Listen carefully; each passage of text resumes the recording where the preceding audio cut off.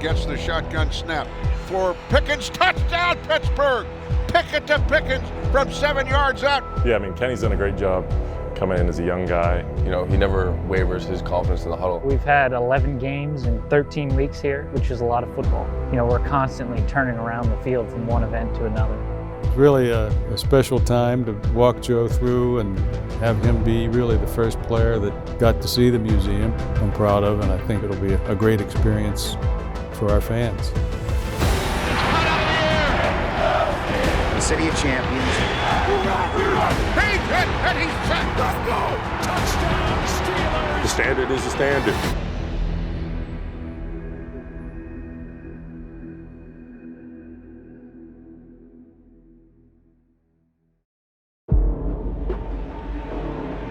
Well, guys, just something to keep an eye on. Kenny Pickett came out with quarterback coach Mike Sullivan when the specialist came out. Well, here we go, folks. Pickett, second effort. He's in. Second effort got Pickett into the end zone for his first career touchdown. Kenny Pickett, how sweet it is, baby. 157 days after being selected 20th overall in the NFL Draft, Steelers quarterback Kenny Pickett took the field for his first regular season game action. Throws the pass on the near sideline, a toe dance by George Pickens. Pickett to Pickens. I couldn't wait to say that. Back, big rush. Over the middle, Freiermuth. Down inside the 5. First and goal at the 2-yard line. Oh, and you got Kenny Pickett sitting right in the pocket, throwing that ball to Freiermuth and taking a shot. Winning Williams didn't bug him at all. No, because he's Pittsburgh tough. Play action fake. Pickett's going to run. Get to the goal line. Touchdown, Pittsburgh. Kenny Pickett, his second of the game. Although the Steelers came up short against the Jets, Pickett's spark gave the team and Steelers Nation a jolt of hope for what the future may hold.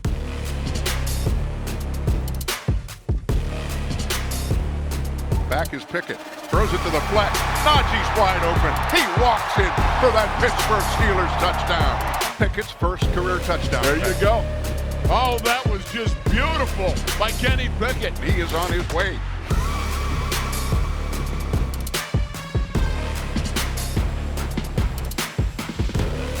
Gets the shotgun snap for Pickens. Touchdown, Pittsburgh. Pickett to Pickens from 7 yards out.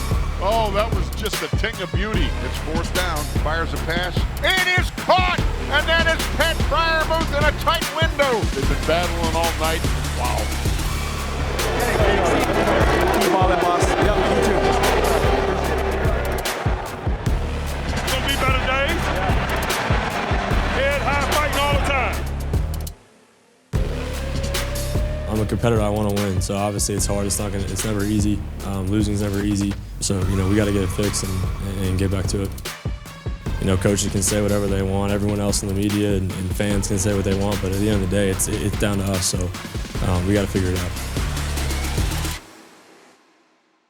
Yeah, I mean, Kenny's done a great job coming in as a young guy, just fresh out of college, and done a good job leading the group, been a force in the huddle and on the field, and he just looks comfortable and confident back there for sure. Yeah, I think one of the biggest things that, going off Zach, what he said is, he never wavers his confidence in the huddle. I think he brings calm to everyone, and I think that no matter how the game's going, he takes control, and he's a good leader on the field. Where's Kenny? Pickett and his tight ends have come a long way since OTAs back in the springtime. Kenny, get a haircut. Kenny, cut your hair. Have you ever beat Penn State before?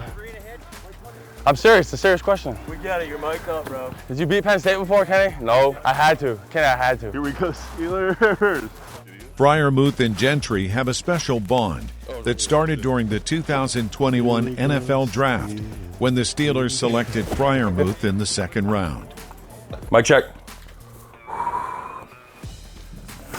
Can you hear me? I remember when they first drafted Pat, I got a call from some of the guys in the building, and they told me that they thought that I was really going to like this guy, like we were really similar on and off the field. Rolling on Mark 1A, quiet in the set. Rolling camera 1A, quiet in the set. Snap. So yeah, I reached out to him. It's been good. And then we just planned to go get food, and you know, he just showed me the ropes of Pittsburgh, and started from there. Are you mic'd up? Yeah. Oh my God. Penn State's better than Michigan. I mean, obviously there's smack talk between us, because we went to, you know, kind of rival schools, but, you know, we don't really care that much, to be honest. This isn't a dig at any of the Penn Staters, because there's a lot of Penn Staters that are like the Steelers, but I don't really feel like in my time at Michigan we cared as much about that game as Ohio State and Michigan State.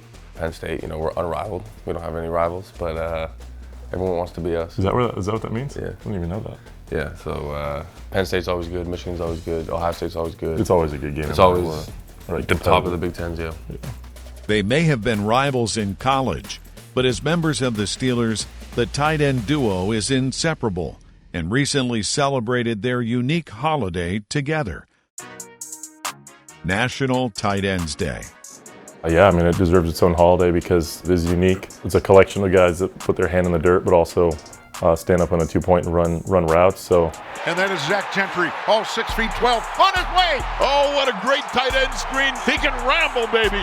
I feel like being a tight end is tough because you have to know the blocking schemes, the protections, the routes. So there's a lot on our plate. I think we definitely deserve our own day. You know, it's a unique position, obviously, like Zach said. I think, you know, we have to run routes, we have to block, we have to pass protect, we have to do all the three main things on offense. And I think that, you know, it's kind of looked down upon because earlier in, you know, the NFL days, they were kind of not known as being dual threat tight ends who can run block and pass catch, and it was just kind of really just run blocking tight ends. But now that, you know, guys like Tony Gonzalez and, you know, Kelsey and Gronk and those guys kind of changed the position, changed how they utilize the tight end. So it's definitely a cool up-and-coming position in the NFL. Freiermuth and Gentry don't just have a good relationship with each other. Alfredo Roberts, the tight ends coach, is a friend, mentor, and has years of experience with the position. After all, he was part of national champion and Super Bowl teams in his college and pro days.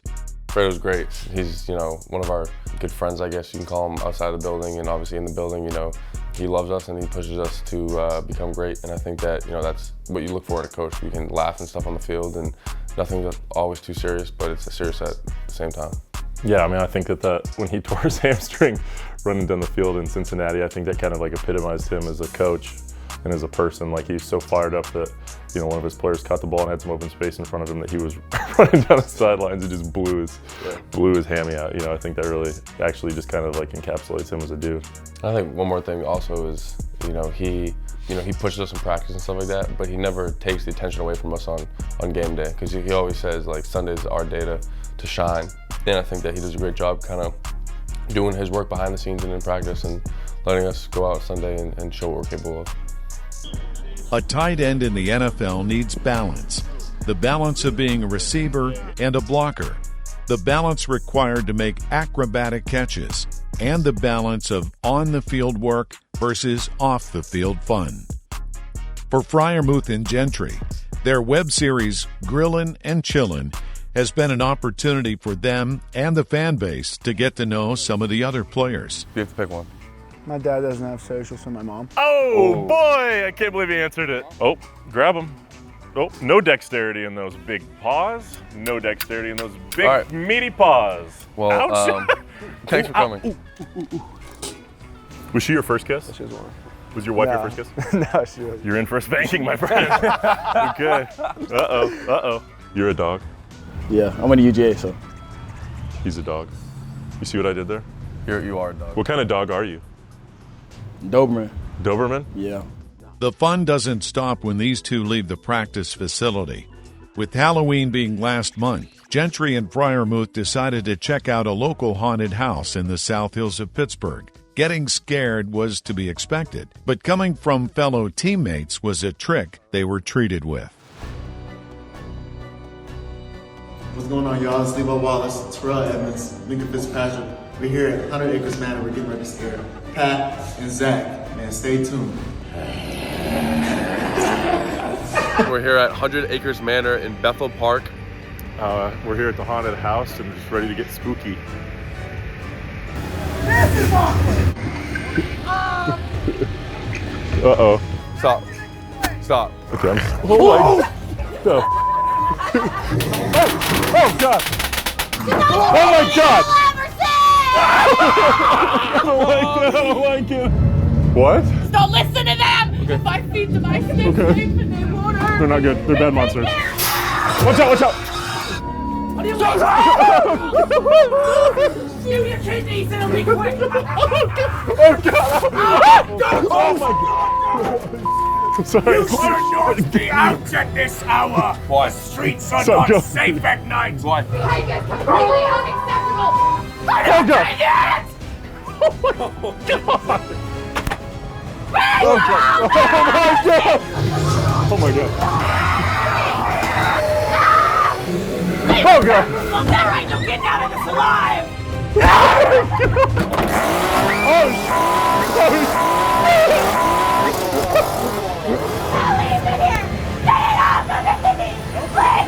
No. Oh my God. No! Oh, dude, I hate the Yeti.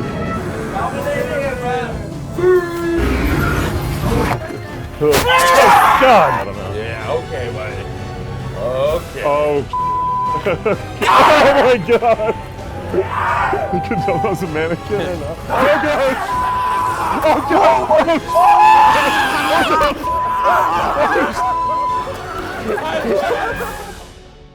After surviving the haunted house, returning to the comforts of home will feel much safer. The man in charge of the grounds, like Freiermuth, is a Penn State grad as well. I'm Tom Goin. I am the sports turf manager, and I've been with the Steelers for a little over 1 year now, about a year and a half. I was assistant supervisor of grounds at Penn State for athletics, so we did everything from Beaver Stadium, softball, soccer, all the intramural fields, all the parking lots for football, so it's a big area that we covered. So we're one crew, and we take care of Pitt and the Steelers. We have 3 facilities, so we take care of here, Acrisure Stadium, the Southside Training Facility, which has both teams, and then we have St. Vincent's in the summertime that we also take care of. So we use a variety of vendors and contractors when we do some larger scale work, help sod the stadium here and the Southside whenever it's needed. Tuckahoe Turf Farms is well known as our sod farm. They do almost every major sporting facility in the Northeast out to the Midwest that has Kentucky bluegrass. When we paint the field, we'll go ahead and paint all the football lines, I call it, 5-yard lines, 1-yard marks, and kicking marks. We'll paint both the logos and the white border, 6-foot border around the field. When it's all said and done, it takes us probably about 50 to 60 gallons of white paint, 10 gallons of gold paint, and 10 gallons of black paint.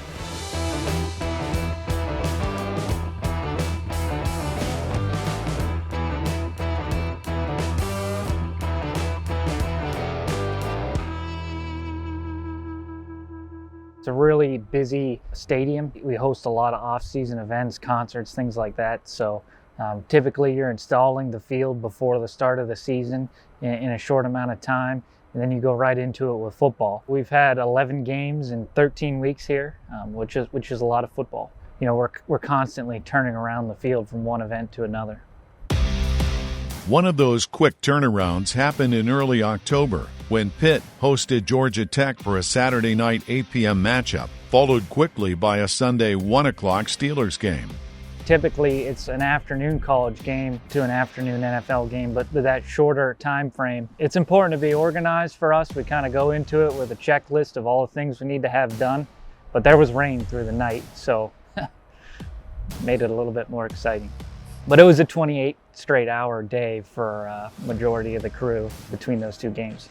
For Goin and his staff, it's not just about preparing the fields for battle. They are at every Pitt and Steelers home game, fulfilling their roles to ensure the games run smoothly. Our role during the game is we have 4 guys positioned at each net. We run the nets up and down during the game, and then we're also on the sidelines in case anything goes wrong with any of the field equipment. And then obviously in a snow game, we're prepared to clean off all the lines as necessary behind play. What's best about it is the guys that I work with every day. They make it really easy work. We got a really talented crew. You know, there's no better place to want to grow grass, because it's the most challenging environment that there is in the country, because you have 2 teams at your stadium, you have 2 teams at your practice facility, take care of a training camp site as well, and they're all geographically separated from one another. So it's a lot of moving parts and pieces, and you're just trying to figure out how to put it all together each week. While Goyne and his staff work to maintain the playing surface inside the stadium, construction and installation have been a big part on the outside. As the Steelers celebrate their annual Hall of Honor weekend, they do so this year with a new addition to Acrisure Stadium. After years of planning and months of execution, the Steelers Hall of Honor Museum is now open. When we designed the space over here on this side of the stadium to build our new pro shop, we created the opportunity to have this space above the pro shop, and then hiring the architects and the team. It's been a few years in the making in terms of the planning of it. I thought about having a museum for a number of years, particularly seeing other sports franchises, some of the museums and other stadiums, seeing teams display their history, something I had thought about for a long time.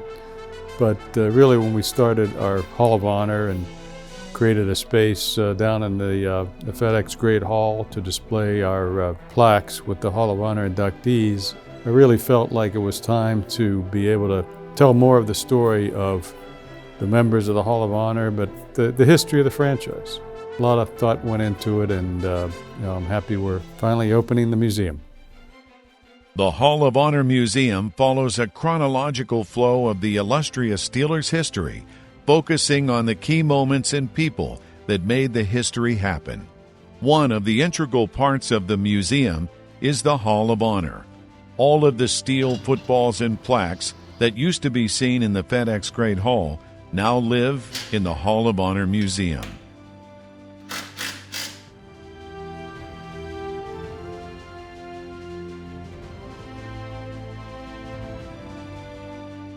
This Hall of Honor space that the plaques of the Hall of Honor inductees are exhibited in is a great space. I think it's a quieter area where people can really look at the plaques, but also we have some video elements that can tell more of the story for people that want to sort of take a deeper dive into the background of all these players and coaches, understanding more about some of the individuals who've been so important to the creation of what we have today. What are you looking at? One of those important individuals was in town recently and was the first former player to lay eyes on the almost complete museum. It was really a special time to walk Joe through and have him be really the first player that got to see the museum, and it wasn't finished at that point, but great to have Joe be the first player to come through. I think appropriate for Joe to be the first player to walk through the space. My grandfather, when he was playing, that's his brother. He obviously is a foundation, really a cornerstone of the success of the franchise in the 70s. So it was really something special for me to be able to walk Joe through here and show him the various elements that are going to be displayed. There are a lot of pieces to it that I'm proud of, and I think from start to finish it'll be a great experience for our fans. Now, after a productive bye week, the Steelers return to action in their home stadium for the next 2 games. With the addition of newly acquired cornerback William Jackson III and the return of linebacker T.J. Watt, the Steelers will work to, as Coach Tomlin says, grind their way back to respectability.